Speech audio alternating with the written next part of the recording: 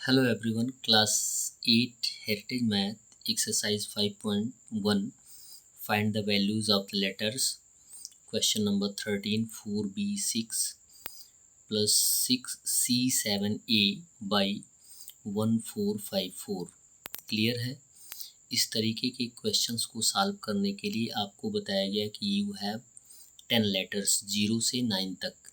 0 से 9 तक के कौन से लेटर ABC के स्थान पे यूज़ किए जाएंगे कि जिनका यूनिट फिगर हम लिख सकें और टेंस को कैरी ले सकें, यानी 6 में हम कितना ऐड करें कि 4 आ जाए।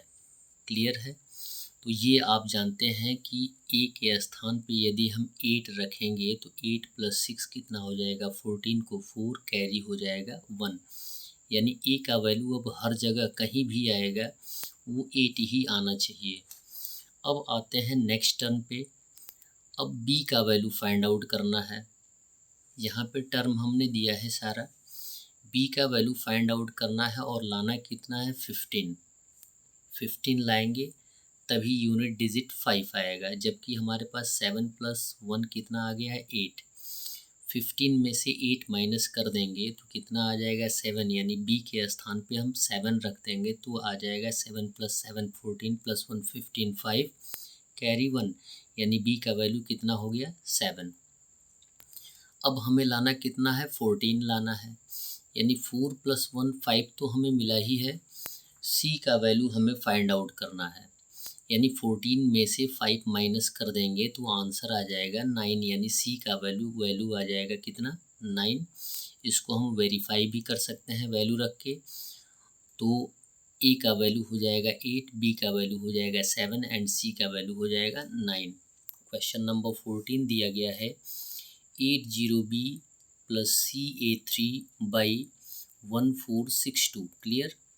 3 और B को ऐड करिएगा तो 2 आना चाहिए, यानी यूनिट डिजिट 12 का 2 आना चाहिए। यानी B के स्थान पे हम कौन सा डिजिट रखेंगे, तो सीधा सीधा आप जानकारी कर सकते हैं कि 3 में 9 ऐड करते हैं तो 12 आता है, यानी B के स्थान पे कितना रखेंगे, 9 रखेंगे।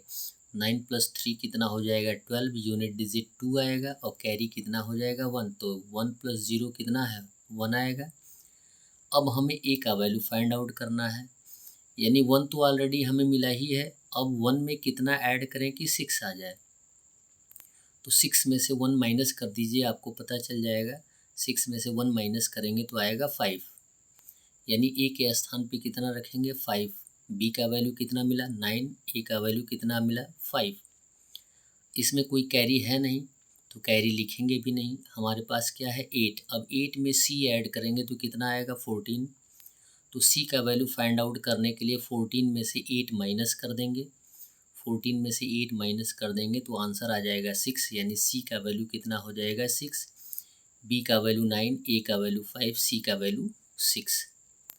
क्वेश्चन नंबर 15 दिया है A55 + 2BC by 893। So easy. 5 में C का वैल्यू रख के हमें 3 लाना है, यानी 5 में वो कौन सा डिजिट ऐड करें कि उसका यूनिट डिजिट क्या आ जाए, 3 आ जाए। क्लियर है। तो 3 के लिए हम क्या करेंगे, 5 C के स्थान पे हम 8 रखेंगे, यानी 5 + 8 कितना होता है, 13 होता है, और 13 का यूनिट डिजिट 3 लिखा जाएगा तो कैरी आ जाएगा नेक्स्ट टर्म पे। C का वैल्यू कितना आ गया, 8। अब B के स्थान पे हम क्या रखें, ऑलरेडी हम 5 + 1 6 हमारे पास है। अब 6 में कितना ऐड करें कि 9 आ जाए, तो सीधा सीधा 9 में से 6 को माइनस कर देंगे तो आंसर कितना आ जाएगा, 3, यानी B के स्थान पे हम क्या रखेंगे, 3। तो C का वैल्यू 8 आ गया, B का वैल्यू 3 आ गया। अब हमें 8 का वैल्यू यहाँ पर कैरी हमें मिला नहीं है, यानी इस टर्म पे हम कैरी नहीं देंगे।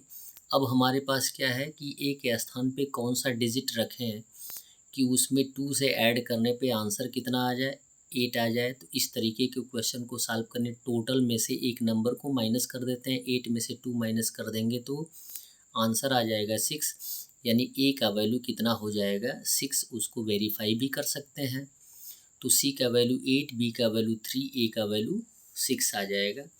क्वेश्चन नंबर 16 दिया गया है 2a into B9 by, product आपको दे दिया गया है, क्लियर है। अब ए के स्थान पे किसको रखेंगे कि मल्टीप्लाई करें तो 216 आ जाए, और फिर बी के स्थान पे कौन सा रखें कि प्रोडक्ट आ जाए 120, क्लियर। अब मल्टीप्लाई करके देखिए 9 का टेबल कितने टाइम्स पढ़ेंगे कि उनका यूनिट डिजिट 6 आएगा।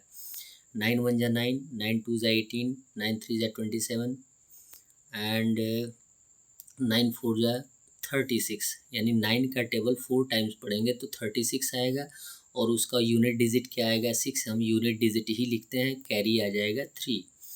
9 का टेबल 2 टाइम पढ़ेंगे तो 9 2 जा 18 प्लस 3 कितना हो जाएगा 21, यानी ए का वैल्यू कितना आ गया 4।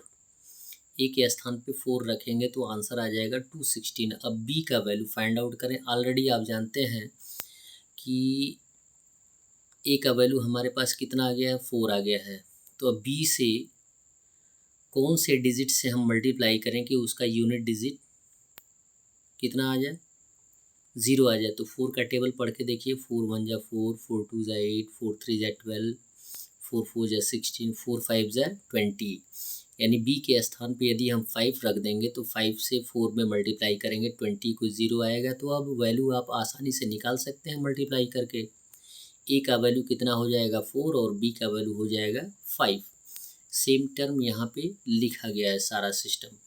क्वेश्चन नंबर 17 दिया गया है ए बी इंटू 76 बाई 510 और प्लस 595, और प्रोडक्ट दिया गया है, आपको बी और ए का वैल्यू फाइंड आउट करना है। अब हम 6 का टेबल कितने टाइम पढ़ेंगे कि उसका यूनिट डिजिट 0 आ जाए। 6 5 जा 30, यानी बी के स्थान पे यदि हम 5 रख देंगे मल्टीप्लाई करेंगे तो 30 को 0 आएगा, कैरी 3 आ जाएगा, क्लियर है। अब हमें लाना कितना है 51 लाना है।